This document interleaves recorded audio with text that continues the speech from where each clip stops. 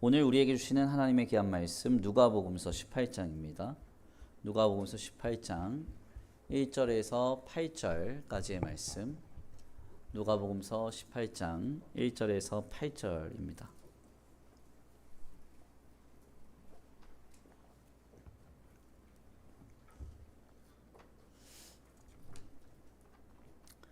한 절씩 교독하고 마지막 절 합독하겠습니다.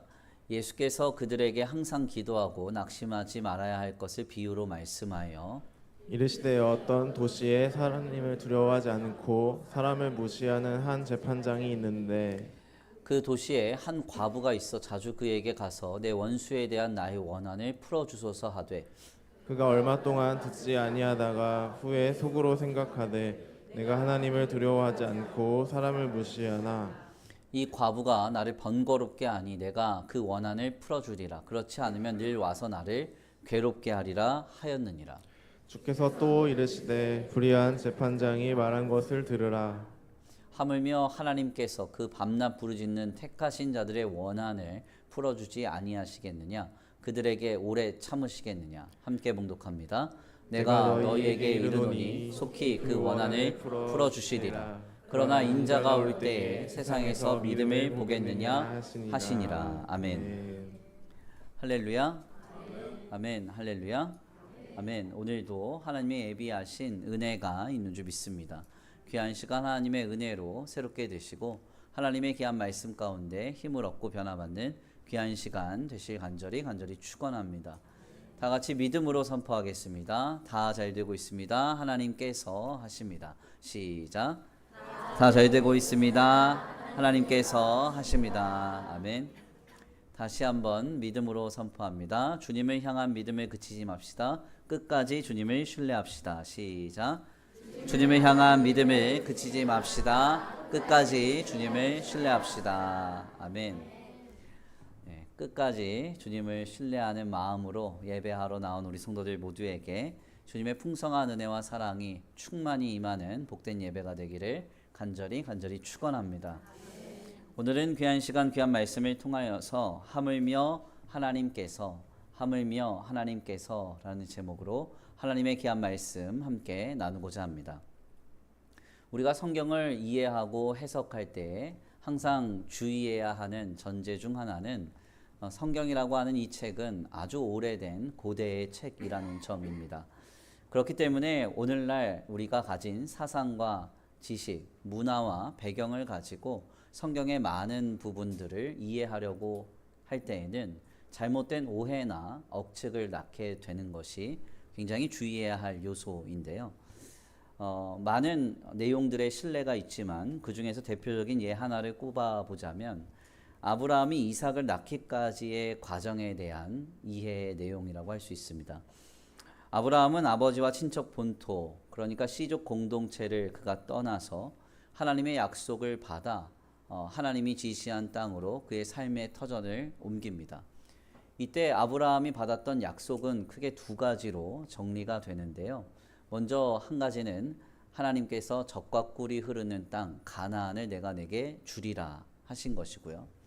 두 번째는 하나님께서 아브라함의 자손을 바다의 모래처럼 하늘의 별처럼 많게 해 주시겠다 하는 약속이었습니다. 실상 아브라함은 이 약속을 붙잡고 갈대아 우르 지역을 떠나서 가나안이라고 하는 고대 근동 지방으로 그의 터전을 옮기게 됩니다. 사실 이 두 지역 간의 거리는 굉장히 멀어요. 그래서 오늘날로 치면은 부산에서 한 백두산까지 이동하는 그 엄청난 거리라고 할 수 있습니다.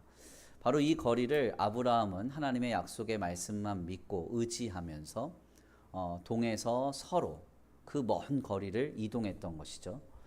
오늘날 우리가 한반도 안에서도 전라도와 경상도의 사상과 문화를 보면 같아요, 달라요? 예, 그렇게 같은 인접 지역임에도 불구하고 너무 다른 사상과 문화가 자리를 잡고 있죠. 사실 그래서 아브라함이 이 갈대아 우르 지역에 살다가 가나안 땅으로 그가 옮겨왔다는 것은 많은 어떤 문화적인 충돌, 사상적인 충돌을 경험하는 것과 동시에 더 나아가 그에게 있어서는 시족 공동체를 떠나 산다고 하는 생명을 내거는 사형 선고를 이미 받고 멀리 떠돌아다니는 이방인으로서의 삶을 결단하는 것과 같았습니다. 그럼에도 불구하고 아브라함은 하나님의 약속만을 믿고 이 길을 택한 것이죠. 결국 하나님께서는 큰 은혜를 베풀어 주셔서 아브라함에게 많은 은혜와 역사, 공급을 해주시고 이 과정에서 아브라함은 많은 것들을 성취하며 소유하기 시작합니다. 특별히 이와 같은 요소들을 확인할 수 있는 많은 장면들이 있는데 그 중에서 우리에게 특별하게 명시적으로 전해지는 한 내용을 좀 살펴보면 아브라함이 이제 조카 롯을 구출하기 위해서 병사들을 대동해서 출정을 하게 돼요. 그때 병사를 몇 명 데리고 갔다고 그래요? 성경에서 318명을 데리고 갔다. 성경을 너무 많이 읽으셔가지고 319명 아니고 318명을 데리고 갔다 그럽니다. 사실 이 숫자가 어마어마한 숫자인데 왜 그런 거 하냐면 고대 그 소대라고 하는 고대의 기준을 좀 가지고 오면 로마의 군대의 소대는 보통 8명에서 한 10명 정도로 구성이 되고 그리스라고 하는 나라의 고대 소대는 15명에서 20명가량으로 보통 구성이 됩니다. 그러니까 이 아브라함이 본인이 소유한 병사의 소대가 못해도 15개에서 20개 정도, 중대로 치면은 2개에서 3개 중대를 한 개인이 소유했던 세력가였다는 겁니다. 이런 복을 누가 주신 거겠어요? 네. 아브라함이 힘으로 얻은 게 아니라 하나님께서 약속을 믿고 의지하여서 그 땅에 갔을 때 주님이 베풀어 주신 은혜였겠죠. 그런데 이런 그에게도 도저히 해결되지 않은 문제가 하나 있었어요. 그것은 무엇인가 하면 바로 80이 넘도록 하나님께서 그에게 아들을 주시지 않았다는 겁니다. 분명히 하나님께서는 그에게 머물 장소도 주고 소유도 주고 많은 것들로 이루게 하시며 그를 세워갔지만 안타깝게도 그의 있어서 그 가정에 있어서 아들이 없었습니다. 여기에서 결국 우리는 아브라함이 하나님의 약속을 제대로 믿지 못하고 믿음이 없으므로 큰 실수를 했다는 해석을 가지고 옵니다. 그래서 그가 사라라고 하는 이 아내와의 사이에서 이삭을 낳기 전에 사라의 여종인 하갈을 통해서 이스마엘을 낳는 큰 범죄를 하게 되고 이것이 오늘날 중동 전쟁의 큰 씨앗이 되고 말았다는 이야기로서 그 내용을 해석하는 것이죠. 사실 이러한 해석은 전통적인 관점에서 신자인 우리가 하나님의 약속을 끝까지 견디고 인내하면서 믿음으로 살아갈 것을 견지하는데 도전을 준다는 점에서 긍정적인 해석이라고 할 수 있습니다. 그렇지만 이 해석을 우리가 성서신학적으로 보면 큰 문제가 있는 해석이다라고 밖에 볼 수 없죠. 왜 그런 거 하냐면 두 가지 지점에서 큰 문제를 파생하게 되는데 먼저 첫 번째는 하나님께서 아브라함이라고 하는 사람의 행보에 관해서 명시적으로 그를 크게 질책하시거나 책망하시거나 정죄하신 기록이 없다는 겁니다. 주님은 매우 분명하게도 하나님의 택한 백성들이 잘못된 일을 했을 때 잘못됐다고 말씀하시는 주님이십니다. 네, 죄와 악을 덮어두시거나 혹은 어떤 이의 잘못됨을 그냥 간과하시는 분이 아니세요. 매우 분명하게 그것을 드러내시고 깨닫게 하시고 잘못됨을 알게 하시는 것이죠. 우리가 다윗의 사례를 보더라도 다윗은 하나님의 마음에 합한 자였지만 그가 범죄했을 때 하나님은 나단이라고 하는 선지자를 통해서 그의 범죄를 매우 명확하게 깨닫게 하시지 않습니까? 그런데 아브라함이 이스마엘을 낳는 장면과 상황 속에서 성경의 내용을 들여다보면 하나님께서 친히 아브라함에게 왜 이스마엘을 낳았느냐 하면서 그에게 크게 질책하시거나 정죄하시거나 그를 부정하게 여기시는 장면이 성경에서 드러나지 않는다는 겁니다. 뿐만 아니라 우리가 하나님의 말씀을 좀 더 깊이 있게 들여다보면 아브라함은 사라의 사후에 그두라라고 하는 후처를 통해서 무려 3명의 아들을 더 낳습니다. 이 일로 아브라함은 그두라의 자식과 이삭 사이에 분쟁이 일어날 것을 미리 예측하고요. 그가 죽기 직전에 그두라의 아들들을 불러다가 먼저 재산을 나눠주고 그들을 멀리 떠나보내는 장면이 창세기서 말씀을 통해서 우리에게 증거가 되죠. 그러니까 실상 아브라함이 이스마엘을 낳았을 때 그의 믿음이 없어서 그랬다. 혹은 더 나아가 그의 어떤 신앙이 자주 흔들려서 후처를 통해서도 수많은 아이들을 낳았다. 성경이 그렇게 말하고 있지 않다는 겁니다.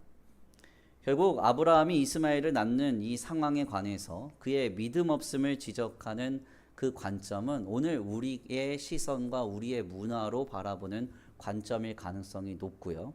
결국 이것을 확장적으로 적용할 때에는 매우 주의할 필요가 있다는 것이죠. 아브라함 한 사람이 크게 범죄함으로 인해서 오늘날의 중동 전쟁이 벌어지고 있다. 이런 식의 해석은 매우 조심해야 하는 겁니다. 그래서 우리가 본문의 말씀, 특별히 아브라함과 이스마엘 그리고 이삭에 대한 이야기를 나눌 때에는 고대 근동 지방의 문서를 좀 살펴보고 그것을 통해서 당대의 문화를 통해서 이 상황을 조명할 필요가 있습니다. 그래서 참고할 문서가 바로 고대 근동 지방의 문화와 사상을 담은 우가림 문서, 누지 문서 등인데요. 우가림 문서와 누지 문서에 따르면 자신에게 아들이 없을 경우 똘똘한 하인 한 사람을 택해서 양자를 삼을 수 있는 규정이 전해집니다. 이것은 당대에 매우 강력하게 작동했던 관습법이었고요. 이것은 그래서 성경 곳곳에서도 확인할 수 있는 법이기도 합니다. 아브라함은 가나안 땅에 당도한 직후에 하나님의 약속을 이루고자 마음을 먹습니다. 그리고 나서 첫 번째로 한 그의 방법이 뭐였는가 하냐면 아주 똘똘하고 신임이 갔던 엘리에셀이라고 하는 하인을 자신의 양자로 삼기로 했던 겁니다. 그러나 하나님은 이러한 그의 계획이 잘못되었다고 깨닫게 하시죠. 바로 이 내용이 성경을 통해서 전해집니다. 창세기서 15장 2절에서 4절인데요. 우리 함께 다 같이 봉독합니다. 함께 봉독합니다. 시작. 아브라함이 이르되 주 여호와여 무엇을 내게 주시려 하나이까? 나는 자식이 없사오니 나의 상속자는 이 다메섹 사람 엘리에셀이니이다. 아브라함이 또 이르되 주께서 내게 씨를 주지 아니하셨으니 내 집에서 길린 자가 내 상속자가 될 것이니이다. 여호와의 말씀이 그에게 임하여 이르시되 그 사람이 내 상속자가 아니라 내 몸에서 날 자가 내 상속자가 되리라 하시고. 아멘. 지금 주님이 매우 명확하게 알려주시죠. 엘리에셀은 내 상속자가 될 수 없다. 내 상속자는 내 몸에서 날 자다. 이렇게 말씀해 주시는 겁니다. 바로 이렇게 주님께서 깨닫게 해 주셔서 아브라함은 자신의 계획을 철회합니다. 그리고 이제는 사라의 제안을 따라서 여종인 하갈을 통해서 아이를 낳는 방법을 택하죠. 놀랍게도 이 역시 우가림 문서와 누지 문서의 고대 근동 지방의 관습법으로 이것이 확인이 됩니다. 여주인의 여종이 남주인의 아이를 낳게 되면 이것은 여주인의 아들이 되는 법입니다. 결국 이스마엘을 낳는 일도 주님께서는 합당하지 않게 여기셨지만 아브라함은 당대의 법을 따라서 최선을 다해서 뭔가 양자를 두거나 혹은 아이를 가지려고 노력하고 있었다는 것이죠. 사실 이 내용은 우리가 성경의 다른 이야기인 야곱의 이야기를 통해서 확인을 할 수 있습니다. 야곱이 두 부인을 얻잖아요. 레아와 라헬. 근데 이 레아와 라헬 사이에 어떤 경쟁이 벌어져요? 아들 낳기 경쟁이 벌어져요. 예, 뭐 오늘날에야 뭐 아들 10명 낳아봐야 딸 1명이 낫다. 예, 그런데 표정들을 보니까 저는 어떻게 하라는 건지. 네, 그렇죠. 사실 요즘에는 그렇지만 이 고대 시절에는 이제 아들이 중요해요. 아들 낳기 경쟁이 벌어지는데 이 레아와 라헬이라고 하는 야곱의 부인들이 갑자기 자신의 여종들을 데리고 오죠. 비라와 실바라고 하는. 그래서 비라와 실바가 야곱의 아들들을 낳기 시작하는데 레아와 라헬이 어떻게 고백해요? 내 아들을 낳았다 이렇게 고백합니다. 하나님이 내게 아들을 주셨다 이렇게 고백해요.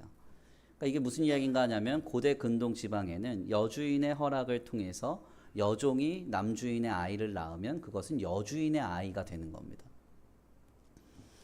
그러니까 우리가 이러한 내용을 바탕으로 읽어보면 본문의 내용이 완전히 좀 다르게 이해가 되죠. 하지만 하나님께서는 또다시 아브라함에게 찾아오세요. 그리고서는 이스마엘을 낳은 일도 하나님의 약속과는 무관한 것임을 깨닫게 하시죠. 창세기서 17장 17절에서 19절입니다. 우리 함께 다 같이 봉독합니다. 시작. 아브라함이 엎드려 웃으며 마음속으로 이르되 100세 된 사람이 어찌 자식을 낳을까? 사라는 90세니 어찌 출산하리요 하고 아브라함이 이에 하나님께 아뢰되 이스마엘이나 하나님 앞에 살기를 원하나이다. 하나님이 이르시되 아니라 내 아내 사라가 내게 아들을 낳으리니 너는 그 이름을 이삭이라 하라. 내가 그와 내 언약을 세우리니 그의 후손에게 영원한 언약이 되리라. 아멘. 우리가 좀 배경을 익히 듣고 나서 본문을 읽어보면 좀 내용이 좀 다르게 느껴지죠. 아브라함이 믿음이 없어서 이리저리 실수만 하고 있고 하나님 앞에 범죄만 하고 있는 그런 내용으로서 그의 일생이 읽혀지는 게 아니라 아브라함은 자신의 삶의 조건과 상황 속에서 어떻게든지 몸부림쳐 하나님의 약속을 이루려고 하고 있었습니다.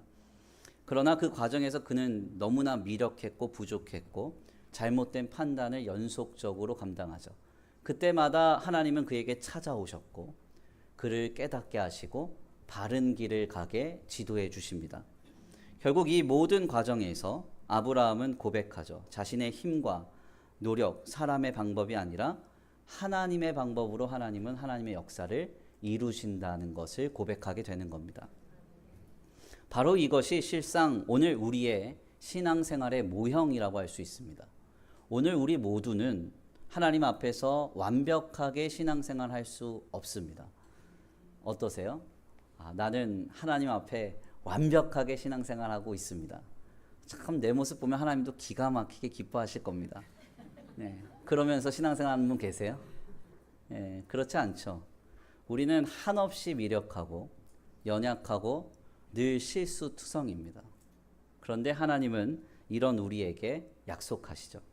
끊임없이 찾아와 주시겠다고 약속합니다. 하나님의 말씀 가운데 우리를 지도해 주시고 우리를 새롭게 해 주시겠다고 약속합니다. 결국 이 방향의 끝에서 우리는 고백하게 될 거예요. 모든 것은 하나님께서 하셨습니다. 주님 홀로 영광 받으소서. 아멘입니까? 바로 이러한 방향의 신앙을 정리한 개념이 개혁주의 신앙 안에서는 성도의 견인이라고 일컫습니다. 성도의 견인은 주기적인 의미예요. 먼저는 신자가 하나님의 약속 안에서 견디고 인내하는 여정인 것을 의미함과 동시에 그 여정은 하나님께서 우리를 친히 하나님의 주권적으로 인도해 가시는 여정임을 고백하는 것입니다. 오늘 우리 모두가 이 방향에 서 있다는 것이죠. 우리는 늘 부족할 겁니다. 주님 앞에 완전할 수 없을 것입니다. 그러나 하나님은 우리에게 늘 찾아오실 것이고 늘 알려주실 것이고 늘 깨닫게 하실 것입니다.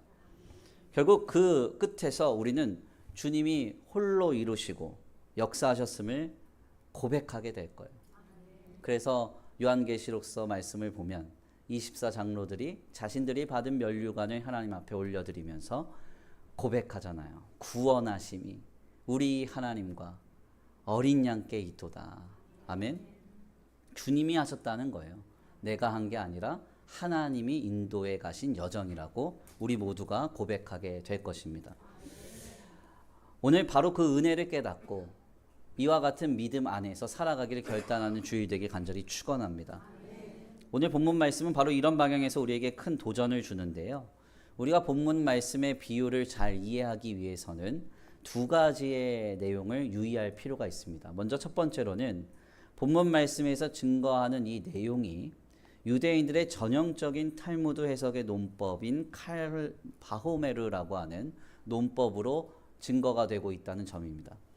이 칼 바호메르라는 이 논법은 가벼운 것에서부터 무거운 것으로 논리를 끌어가는 수사법입니다. 어떤 것을 말할 때 덜 중요한 것을 먼저 말하고 나서 그 뒤에 중요한 것을 말할 때 강조를 하는데 이 두 가지는 서로 비교나 대조의 대상이 아니라 개별적인 것으로서 덜 중요한 이런 것도 그런데 중요한 것은 어떻게 했느냐 하면서 뒷부분을 심각하게 강조할 때 이 논법을 쓰는 겁니다. 그래서 본문을 이해할 때 가장 주의해야 하는 것은 누가복음서 18장의 불의한 재판관에 비유해서 이 재판관을 하나님으로서 은유하거나 상징해서는 안 된다는 겁니다. 이 사람은 말 그대로 불의한 사람입니다. 나쁜 사람이에요. 잘못된 사람입니다. 그러니까 하나님과 비교할 수 있는 대상이 아닙니다. 그런데 이 불의한 재판관도 과부가 밤낮으로 찾아가면서 괴롭히니까 어떻게 했다 그래요? 귀찮아서 그 청을 들어줬다고 해요. 그런데 하물며 우리 하나님은 어떠신가?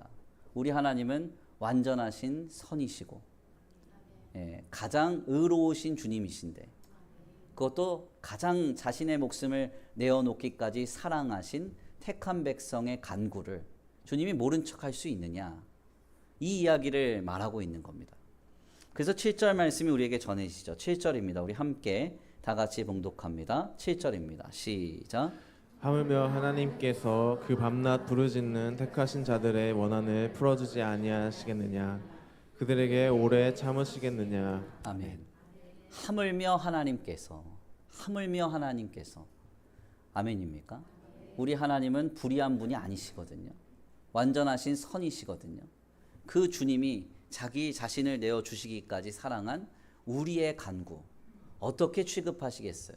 모른 척 하시거나 괄시하시거나 무시하시지 않습니다. 주님이 반드시 들으시고 역사해 주신다는 사실을 주님 말씀하고 계시는 것이죠. 결국 우리가 하나님께 향하여서 간절한 마음으로 간구할 때 주님이 우리의 마음과 중심을 받으실 것이라는 사실을 믿게 됩니다. 그리고 응답해 주실 것이라는 확신을 본문 말씀을 통해서 얻게 되는 것이죠. 그런데 여기서 더 나아가 주의해야 할 점은 이 말씀에 대한 해석을 여기까지만 가지고 가면 안 된다는 겁니다. 조금 더 가지고 가야 돼요. 그렇지 않으면 우리가 본문 말씀의 불의한 재판관의 비유의 핵심을 성도는 하나님께 밤낮이고 모르고 부르짖어서 얻어내야 할 것을 얻으라고 주님이 말씀하고 있구나. 그렇게 본문의 주제를 오해하게 되기 때문에 그렇습니다. 만약 이렇게 본문을 오해하게 되면 우리의 신앙은 바르고 건전한 개혁주의 신앙을 갖는 게 아니라요. 열광주의 신앙으로 바뀌게 됩니다. 그리고 공로주의 신앙으로 변질되게 돼요. 기도의 분량을 충분히 쌓으면 그 충분히 쌓았을 때 하나님이 응답해 주신다는 겁니다. 네, 아멘 나오잖아요, 벌써부터. 내가 기도를 열심히 하고 하나님 보시기에도 마음에 흡족할 만큼 하면 하나님이 응답해 주신다. 본문이 그걸 말하고 있냐는 거예요. 그렇지 않다는 거죠. 그리고 이것은 건전하지도 않습니다. 예, 하나님 앞에 기도하죠. 제가 많이 말씀드리잖아요. 주여 주여 기도하다가 그래도 안 들어주시면 죽여 기도하다가 그래도 안 들어주시면 이제 협박하죠. 이렇게 하시면 나 교회 안 나간다고. 똑바로 해 주셔야 된다고. 하나님의 팔을 비틀어서라도 얻어낼 것은 얻어내야 되겠다. 이게 오늘 우리의 신앙이냐? 이것은 합당하지 않습니다. 주님은 단 한 번도 우리의 믿음을 그렇게 교훈하신 적이 없어요. 그래서 오늘 본문 말씀을 우리가 제대로 이해하기 위해서는 7절 말씀까지만 본문을 읽어서는 안 됩니다. 한 절 더 읽으셔야 돼요. 8절까지 본문을 읽어야 됩니다. 8절은 불의한 재판관 비유의 결론이라고도 할 수 있는데요. 우리 한번 읽어보겠습니다. 8절입니다. 함께 봉독합니다. 시작. 내가 너희에게 이르노니 속히 그 원한을 풀어 주시리라. 그러나 인자가 올 때에 세상에서 믿음을 보겠느냐 하시니라. 아멘. 주님이 뭐라고 말씀하세요? 그러나 인자가 올 때에 세상에서 믿음을 보겠느냐. 그러니까 이렇게 우리가 우리말 뉘앙스가 여러 가지로 서로 달리 튀다 보니까 이 본문 말씀을 그럼 믿음을 보겠느냐 안 보겠느냐 뭐 이런 식으로 이해하는 분들 계신데 그게 아니고 원문의 표현은 주님 다시 오실 때 이 믿음을 찾아보길 원하신다는 말씀이에요. 아멘입니까? 즉 본문 말씀 8절의 말씀은 불의한 재판관 비유의 결론으로 상당히 중요한 신앙의 인사이트를 우리에게 가르쳐 주죠. 분명 7절까지의 말씀만 두고 생각해 보면 주님께서는 끝까지 간절하게 하나님 앞에 붙들리고 매달려라 라고 말씀하시는 것 같습니다. 그러나 주님은 그 말씀으로 이 비유의 결론을 내리시지 않아요. 이 비유의 결론은 뭐냐? 믿음입니다. 믿음. 어떻게 불의한 재판관 같은 그런 사람을 눈앞에 둔 것과 같은 우리의 인생의 많은 문제 속에서 어떻게 우리는 끝까지 기도할 수 있습니까? 끝까지 하나님 앞에 나아가 우리의 문제를 의탁하며 주님 앞에 매달릴 수 있나요? 이것은 우리 하나님은 불의한 재판관이 아니시다라고 하는 믿음으로 인함입니다. 그 믿음이 있어야 주님 앞에 나아가 기도할 수 있다는 거예요. 주님 앞에 나아가 간절히 매달릴 수 있다는 것입니다. 우리가 신자로서의 삶을 영위하면서 수많은 상황과 문제에 직면할 때 우리는 확신해야 합니다. 주님은 불의한 재판관이 아니세요. 주님은 완전한 선이십니다. 우리가 생각하는 이해하지 못할 일들 속에서도 불의한 일들 투성이라도 우리 주님은 불의한 재판관이 아니시기 때문에 주님께서 완전한 선으로 역사하시며 이루어가고 계신다는 사실을 확신해야 한다는 것이죠. 그 믿음을 가지고 나아가는 것, 이것이 바로 주님이 우리에게 요청하시는 신앙입니다. 우리 젊은 세대들이 많이 부르는 찬송 중에 좋으신 하나님이란 찬양이 있어요. 좋으신 하나님이란 찬양에서 영어 가사가 갑자기 나옵니다. God is good all the time. 주님은 언제나 선하시대요. 하나님은 언제나 선하시대요. 아멘입니까? 내가 보기에 선할 때만 선하고 주님 내가 답답할 땐 주님 선하신지 안 선하신지 애매합니다. 이게 아니라 all the time. 모든 순간에 모든 상황에 하나님은 선하시다. 이 믿음이 오늘 우리에게 있어야 한다는 것이죠. 본문 말씀 속에서 과부는 수없이 거절을 당합니다. 그 과정에서 아무 일도 변화가 없어요. 그러나 그 과부는 끊임없이 불의한 재판관에게 가죠. 왜요? 왜 갑니까?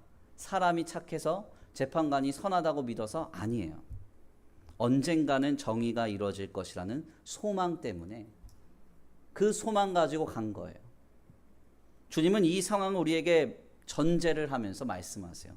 과부도 이렇게 하는데 하물며 우리는 어떠냐는 거예요. 불의한 재판관도 이렇게 해주는데 우리 하나님은 어떤 주님이시냐는 거예요. 오늘 우리의 믿음이 어디에 있습니까? 눈에 보이지 않고 귀에 들리지 않고 손에 잡히지 않아도 불의한 일들의 연속과 답답하고 애매한 상황과 엄혹한 일들 투성에서도 우리는 고백해야 돼요. 하나님은 언제나 선하십니다. 내 눈으로 보기에, 내 귀로 듣기에, 내 손으로 감각되기에 선한 것 하나 없어도 선하신 주님이 완전하신 선으로 역사하고 계십니다. 아멘입니까? 그래서 참된 성도는 세상이 변하지 않아도 기도합니다. 악인이 잘 돼도 기도해요. 억울한 일이 계속돼도 간구합니다. 왜? 하나님은 선하시기 때문에. 그리고 그 완전하신 선하심으로 우리에게 역사하실 줄 믿기 때문에 그렇습니다. 바로 참된 신자의 믿음이 여기에 있습니다. 하나님께서 완전한 선이심을 믿는 믿음. 하나님의 공의와 약속을 끝까지 신뢰하는 믿음. 결국 주님께서 우리의 인생의 결국에 하나님은 선하십니다. 하나님이 다 이루셨습니다. 고백하게 하실 것이라는 그 믿음. 그 믿음이 오늘 우리에게 회복되어야 한다는 것이죠. 이 주일에 한번 우리 다 같이 한번 선포해 보겠습니다. 그래도 하나님은 선하십니다. 그래도 주님이 역사하고 계십니다. 그래서 우리는 끝까지 기도합니다. 시작. 그래도 하나님은 선하십니다. 그래도 주님이 역사하고 계십니다. 그래서 우리는 끝까지 기도합니다. 아멘. 네, 진짜 아멘이십니까? 아멘. 네, 내 지갑이 비어 있어도 하나님은 선하십니다. 아멘. 내 몸이 아파도 하나님은 선하십니다. 내 가정과 직장과 생업, 삶의 자리에 애매한 일들이 벌어져도 그래도 하나님 선으로 역사하고 계십니다. 그래서 나는 끝까지 기도합니다. 이 믿음이 우리에게 회복되길 간절히 축원합니다. 물론 이와 같은 고백과 이와 같은 신앙을 가진 인생을 감당하는 일 쉽지 않습니다. 하나님이 은혜를 주셔야 하고요. 성령께서 우리 가운데 계셔야만 가능한 일입니다. 모든 지각에 뛰어난 그리스도의 평강이 우리의 마음과 생각을 지켜서 우리의 마음이 잔잔하여지고 여유로워지고 마음이 넓어져야만 우리가 이 믿음을 지켜갈 수 있습니다. 하나님의 그래서 은혜가 필요하죠. 늘 은혜를 구해야 돼요. 사실 저는 이번에 전교인 수련회 준비하면서 많은 좀 체험이 있었습니다. 특별히 교회 사역을 감당하면서 참 어려운 일들은 많았어요. 예. 왜냐하면 이제 한 달 반 사이에 뭐 컨디션을 다 바꾸고 뭐 예상과 뭐 내용 다시 다 짜고 하는 일이 쉽지는 않았습니다. 사실 2026년 이 한 해가 표어가 주여 보이소서인데 예. 자꾸 저한테만 주님이 보이시는 것 같아요. 뭘 보이시냐? 할 일을 보이시는 것 같아요. 얼마나 정신이 없는지 모릅니다. 제가 이제 목회를 어린 시절부터 감당하다 보니까 이 종합적인 사고를 하지 않으면 사실은 목회가 안 됐습니다. 그러니까 뭐 도와주실 손길도 없고 뭐 많이 열악했기 때문에 그러니까 힘든 거예요. 그래서 늘 이제 멀티적인 어떤 일들이 벌어져도 잘 해내고 있었는데 요즘은 좀 그 정도가 좀 넘었다.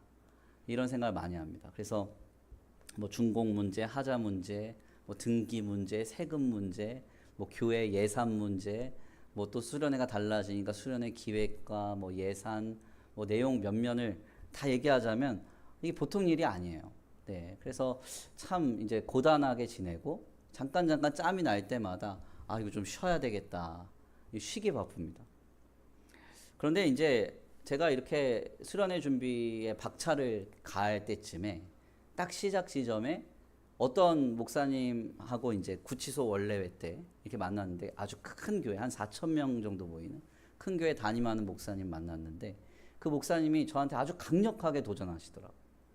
자기가 목회 2, 3년 남았는데 가만 생각을 해보니까 제대로 기도하면서 목회했던 적이 별로 없다는 거예요. 이분이 2, 3년 남았는데. 그래서 자기가 결단을 하고 이 성도들하고 안동을 내려가서 40일 작전 기도회를 하고 그리고 이제 남은 2, 3년을 기도로 불사르면서 목회를 하겠다. 뭐 이런 얘기를 들려주시더라고요. 그러니까 저는 또 이제 그런 얘기 들으면 가만히 있진 않거든요. 그래서 제가 그 자리에서 바로 저희 교육자들한테 카톡을 보냈습니다. 21일 세일에 특별 새벽 기도회를 쌓고 수련회를 가야 되겠다.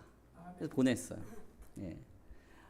보내서 이제 감동적이긴 했는데 이제 그때부터 이제 새벽 기도의 말씀까지 준비하니까 더 정신이 없더라고요. 더 정신이.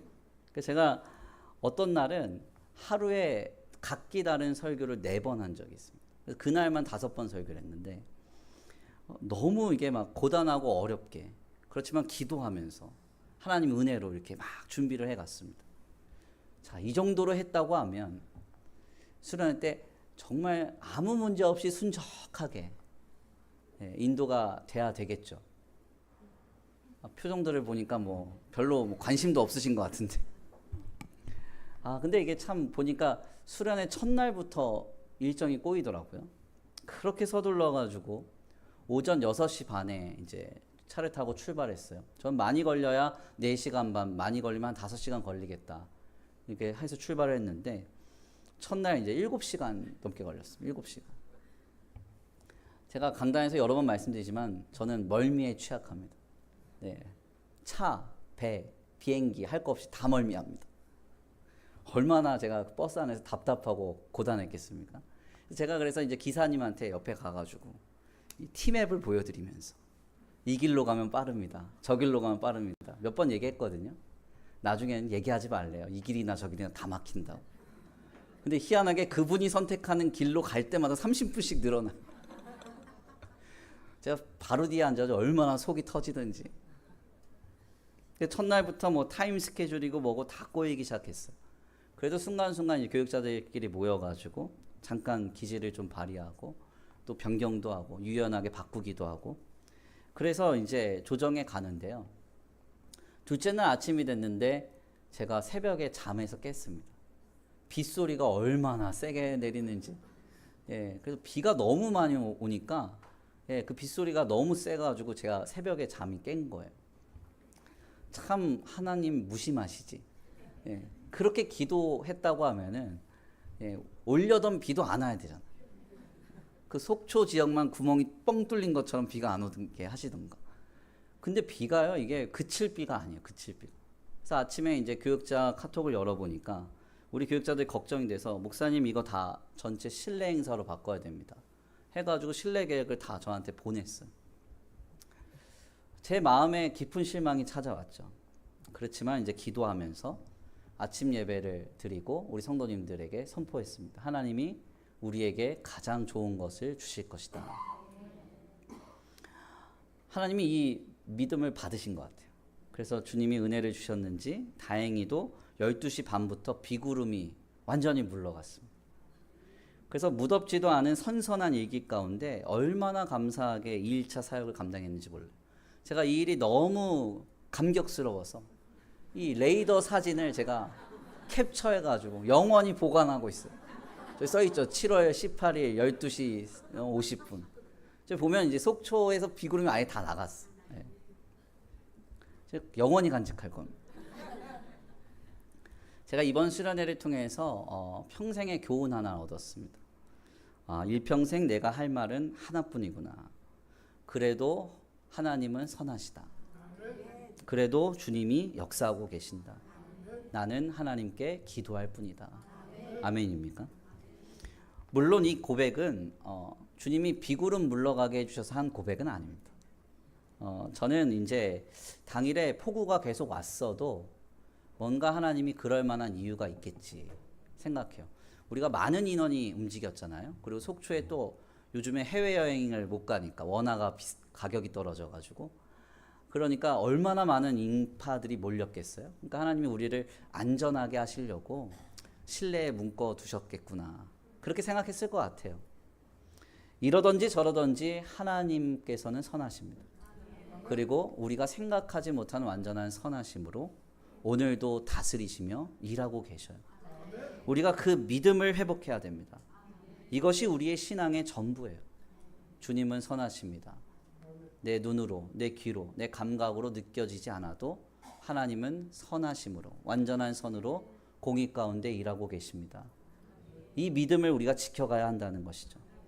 다시 한번 고백해 보겠습니다. 시작. 그래도 하나님은 선하십니다. 그래도 주님이 역사하고 계십니다. 그래서 우리는 끝까지 기도합니다. 아멘. 오늘 본문 말씀을 통해서 주님은 이 믿음을 도전하고 계십니다. 인자가 올 때에 이 믿음 찾아볼 수 있느냐. 내가 그 믿음을 가진 사람이 되라. 우리에게 말씀하고 계십니다. 약속이 더딘 것 같이 보이는 그 시간들 속에서도 하나님의 성품과 약속을 신뢰하는 신자, 그 성도가 내가 되길 간절히 축원합니다. 모든 것이 막히고 답답한 상황 속에서도 하물며 예수님의 재림이 지연되는 시대라 할지라도 낙심하지 않고 실망하지 않고 하나님을 붙드는 언약의 신뢰가 우리 안에 회복되는 이 주일 되기를 간절히 축원합니다. 오늘 본문 말씀을 통해서 주님이 우리에게 말씀하고 계세요. 과부도 이렇게 할진대 하물며 너희는 어떠하냐. 불의한 재판관도 이렇게 할진대 하물며 우리 하나님은 어떻게 하겠느냐. 인자가 올 때에 이 믿음 찾아볼 수 있느냐. 내가 이 믿음의 주인공이 되라. 도전하고 계십니다. 귀한 말씀의 결론을 맺겠습니다. 제가 언젠가 금요기도회가 마친 늦은 밤에 느닷없이 바람을 좀 쐬야 되겠다 마음먹었던 적이 있습니다. 보통 이제 그 사역자들이 열심으로 사역을 하고 나면 후폭풍으로 약간 이제 마음이 이렇게 텅 빈 것 같은 허망한 마음이 좀 찾아옵니다. 그럼 그걸 잘 달래야 돼요. 그래서 대표적으로 그걸 잘 달래는 방법이 먹는 겁니다. 그래서 열심으로 집회를 감당하고 나면 그 밤이 늦었는데 집에 돌아가서 꼭 먹어요. 그러니까 이제 우리 사역자들이 살이 좀 찌잖아요. 그러면 이제 그거를 왜 이렇게 살이 쪄 이렇게 보지 마시고 마음이 많이 허망하구나. 우리 사역자들 토닥토닥 해주시면 좀 덜 먹겠죠, 그렇죠? 아무튼 저도 그날 그랬나 봐요. 그래가지고 한번 나가서 좀 바람을 쐬야 되겠다 생각이 들었습니다. 금요일 기도회 마치고요. 근데 이제 아내는 피곤하다 그러고 첫째 아이도 피곤하다고 안 나간대요. 그래서 둘째 아들만 데리고 드라이브를 가자. 그래서 이제 차를 태우고 달리기 시작했습니다. 근데 이게 참 희한한 게요. 놀아본 놈이 놀 줄 안다고. 나왔는데 어디 갈 데가 없는 거예요. 갈 데가. 그래가지고 가면서 뭐 검색을 하는데 그 금요일 그 늦은 밤에 어디 갈 데가 있어요. 근데 늦게까지 여는 카페가 하나 용인에 가까운 데 하나 있더라고요. 그래가지고 그 옆에 이제 저희 둘째 아이 태우고 같이 가기 시작했습니다. 가는 길 내내 저희 아들이 물어요. 아빠 우리 어디 가? 거기서 뭐 하는데? 아니 이놈이 한 번만 물으면 좋은데 한 10번 물어 10번. 그래서 제가 계속 그 질문에 이렇게 답했어요. 우리 좋은 데 갈 거야. 가서 맛있는 거 사줄게. 예, 그러면서 이제 안 따라온 아내랑 이제 첫째 아들 골려주자. 우리 맛있는 거 먹고 사진 찍어가지고. 그러고서 이제 갔어요. 갔는데 신랑이 끝에 도착한 그 카페를 보니까 제가 먼저 가서 들어가서 보니까 도저히 들어갈 수가 없는 거예요. 제가 그때가 언제라 그랬죠? 금요일 밤, 불타는 금요일 밤. 카페가 일단 조도가 낮아요. 이렇게 낮아요. 그리고 그 카페 앞에 이제 흡연실이 있는데 흡연실에 담배 연기가 자욱하고 이게 술집인지 카페인지 좀 애매한 거예요. 그러니까 들어갈 수가 없는 거예요. 애를 데리고. 그래가지고 먼저 들어갔다가 아 이거 도저히 안 되겠다 해서 다시 나와가지고 다시 차를 타고 집으로 갔습니다. 가는 길 내내 저희 둘째 아이가 얼마나 뭐라 아빠 이게 뭐냐고. 그래서 너무 미안해가지고 가다가 이제 맥도날드를 들려가지고 세트 하나씩 시켜가지고 먹으면서 이제 왔어요. 제가 그때 깨달았죠. 아 사람은 아무리 약속을 해도 더 좋은 것을 이루어줄 수 없다. 예. 사람의 약속은 의도와 상관없이 변하기 마련이다. 예. 아마 약속에 관해서 이런 경험들 동감하실 겁니다. 네, 결혼하면서 우리 남편 성도님들 아내한테 손에 물 하나 안 묻히겠다고, 물 한 방울 안 묻히겠다고. 예, 물만 묻히고 계시죠 지금. 부부 간에 부모가 자식에 대해서, 자식이 부모에 대해서, 직장과 생업, 삶의 자리 곳곳에서 서로가 서로에게 한 약속은 변하기 마련이고요. 그리고 온전히 성취되는 것도 거의 없습니다. 사람이 한 약속은 완벽하지 않아요. 그러나 하나님의 약속은 완벽하죠. 저도 이번 전교인 수련회 때 수련회에 하여튼 오시기만 하면 조화 반 죽으실 거라고 얘기를 했는데 네. 물론 그런 분도 계시지만 뭐 현장에 가보니까 연약한 것도 많고 미력한 것도 많았습니다. 사람이 한 약속은 늘 변해요. 그렇지만 하나님의 약속은 영원합니다. 변하지 않습니다. 우리가 그 약속 안에서 주님을 바라며 신앙해야 됩니다. 때때로 그 일은 고단하고 버거워요. 불의한 재판관을 눈앞에 둔 과부의 심정처럼 우리의 인생의 여정 속에 설 때도 있습니다. 주님 뭐 하십니까? 나 답답해요.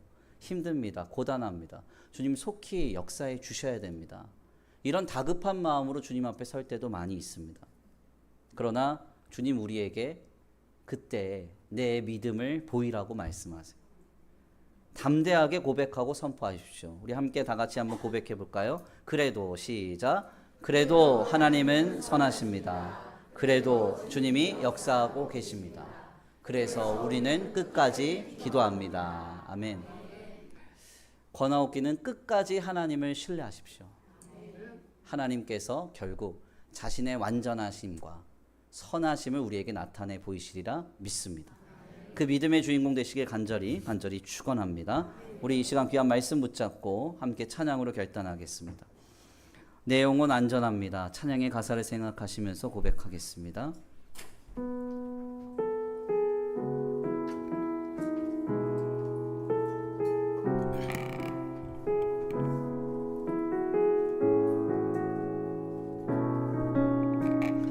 내 아버지 내 아버지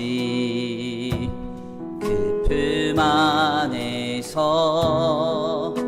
내 영혼은 안전합니다.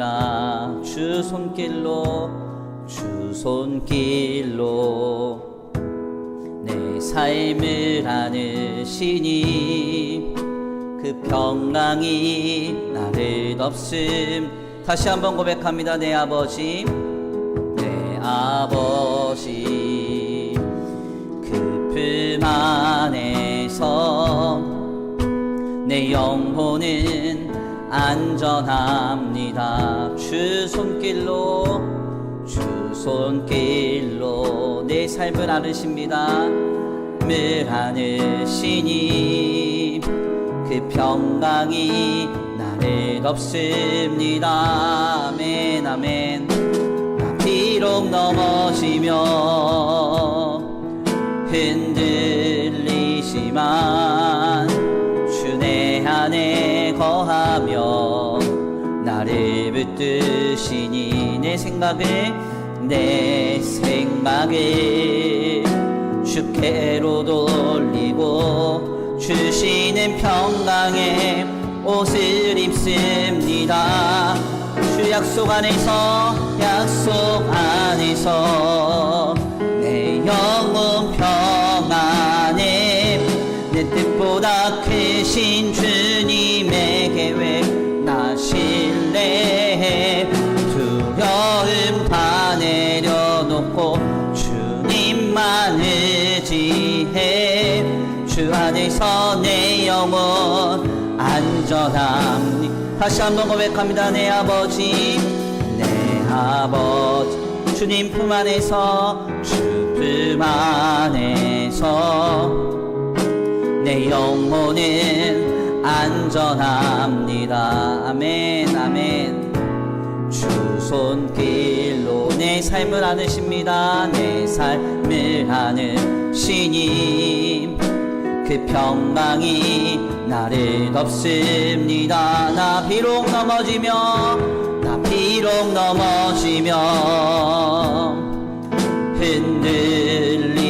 흔들리지만 주 내 안에 거하며 나를 붙드시니 아멘.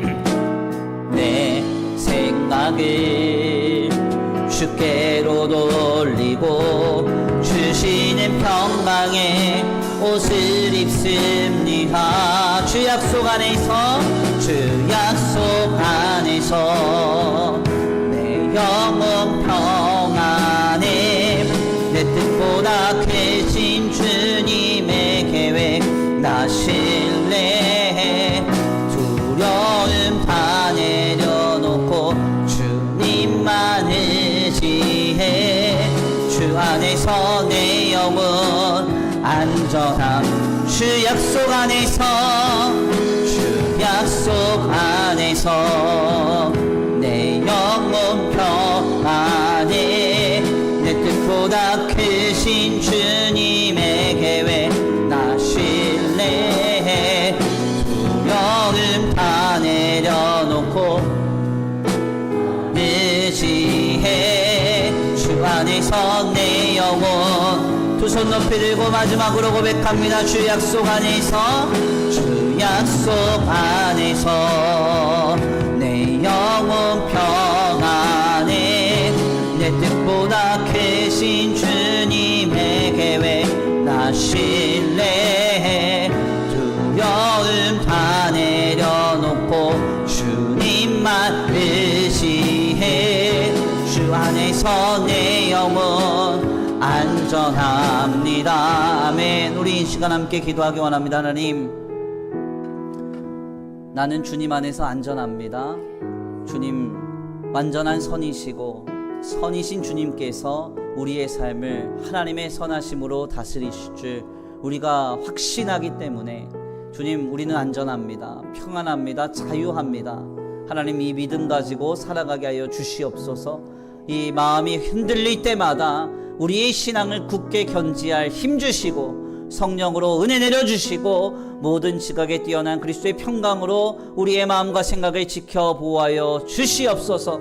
우리 이 시간 귀한 말씀 가지고 아버지 믿음을 결단하면서 함께 기도하며 나아가겠습니다. 함께 기도하며 나아갑니다. 사랑과 은혜가 풍성하신 하나님 감사합니다. 오늘 귀한 주님 앞에 나와 하나님 앞에 아버지 말씀으로 우리의 믿음을 결단합니다. 주님 나를 다만 불쌍히 여겨주옵소서. 주님 나를 다만 긍휼히 여겨주시옵소서. 하나님의 은혜가 있어 아버지 오늘 내가 주님을 신앙합니다. 하나님 이 믿음이 변치 않게 하소서. 이 믿음이 흔들리지 않게 하소서. 아버지 불의한 재판관을 눈앞에 둔 것과 같은 현실 속에서도 내 마음이 낙심하지 않기 원합니다. 내 마음이 실망하지 않기 원합니다. 내 마음이 넘어지지 않기 원합니다. 하나님 아버지, 이 시간 성령의 충만함, 은혜의 충만함으로 주님 모든 지각에 뛰어난 그리스도의 평강으로 내 마음과 생각을 지켜보아여 주사, 하나님 이 시간 다시 한번 우리의 믿음이 견고하게 세워지기를 원합니다. 주님 역사하여 주시고 주님 인도하여 주시며 주님 함께하여 주시옵소서. 우리의 마음과 우리의 생각과 우리의 중심이 하나님께로 온전히 향하여질 수 있는 우리의 믿음이 되기를 원합니다. 주님 역사하여 주옵소서. 인도하여 주시옵소서. 함께하여 주시옵소서. 어떠한 상황 속에서도 결코 낙심하지 아니하고 실망하지 아니하고 주님 붙잡고 의지하고 서서 강하고 담대한 믿음을 가지고 아버지 주님 앞에 살아갈 수 있는 우리의 믿음이 되기를 원합니다. 주님 도와주시옵소서. 역사하여 주시옵소서. 세상은 변하고 사람은 변하고 물질은 배신하지만 하나님은 변하시지 않습니다. 주님의 약속은 영원히 견고하며 아버지 영원히 우리 안에 든든히 세워져가는 줄 믿습니다. 열매 맺어가는 줄 믿습니다. 하나님 그 은혜를 구합니다. 주님 도와주시옵소서. 함께하여 주시옵소서. 인도하여 주시옵소서. 우리의 마음과 우리의 생각을 주관하시고 주님 다스려 주시옵소서. 하나님 일하실 줄 믿습니다. 함께 하실 줄 믿습니다. 인도하실 줄 믿습니다. 주 하나님 아버지, 우리에게 믿음을 주사, 하나님을 향한 믿음을 주사, 주님을 향한 굳건한 믿음을 주시옵소서. 주 약속서 내 영혼 평안에 내 뜻보다 크신 주님에게 왜 나 신뢰해. 두려움 다 내려놓고 주님만 의지해. 주 안에서 내 영혼